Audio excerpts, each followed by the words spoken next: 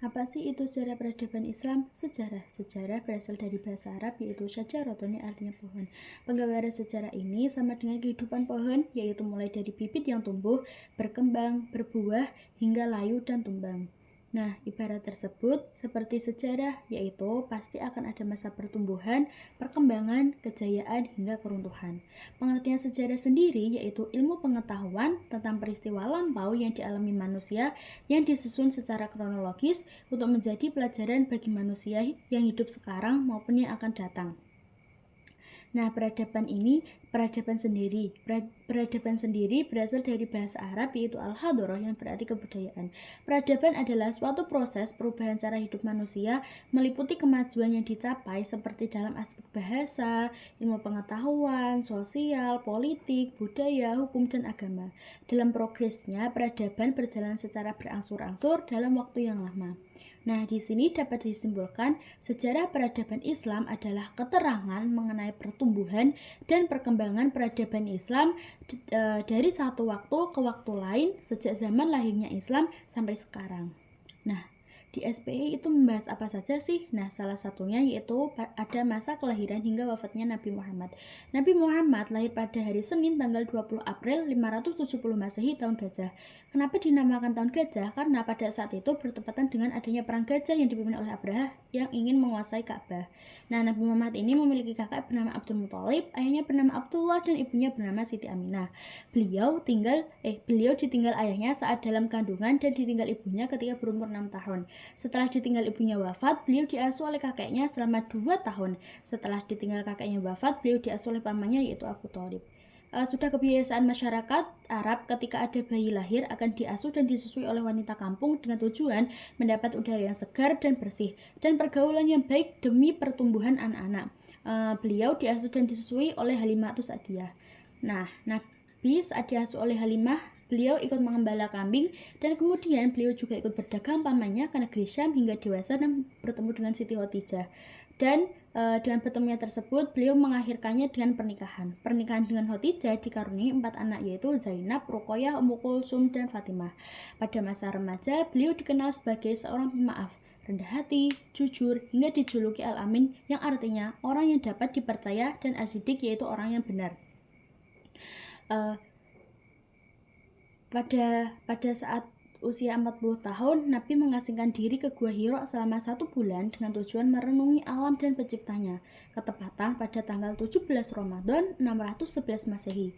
Malaikat Jibril mendatangi Nabi untuk menyampaikan wahyu Allah yaitu surat Al-Alaq ayat 1-5.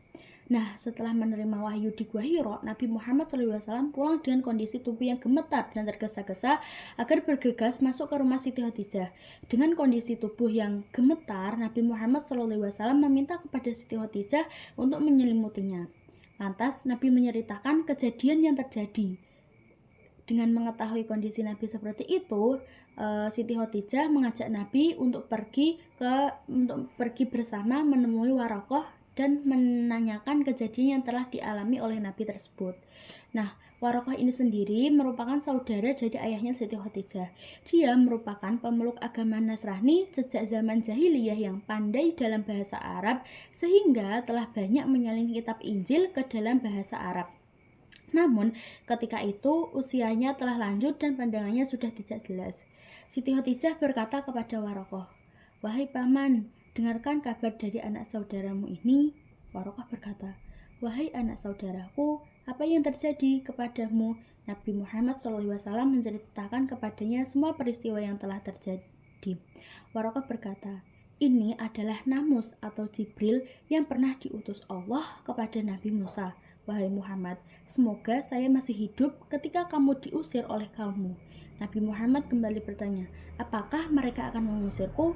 Waraqah menjawab, "Ya, pasti. Tidak ada seorang pun yang diberi wahyu seperti engkau, kecuali pasti akan dimusuhi oleh orang. Jika aku masih menjumpai hari itu, pasti aku akan menolongmu dengan sekuat-kuatnya." Namun, tidak berselang waktu dari kejadian tersebut, Waraqah bin Naufal pun telah meninggal. Setelah wahyu pertama datang, terputuslah wahyu selama kurang lebih 20 tahun selama lebih 2 tahun. Kemudian Jibril mendatangi dan membawa wahyu kedua, yaitu surat Al-Mudaththir ayat 1-7. Dengan turunnya wahyu kedua, maka Nabi sudah diangkat menjadi Rasul dan mulai menyampaikan wahyu.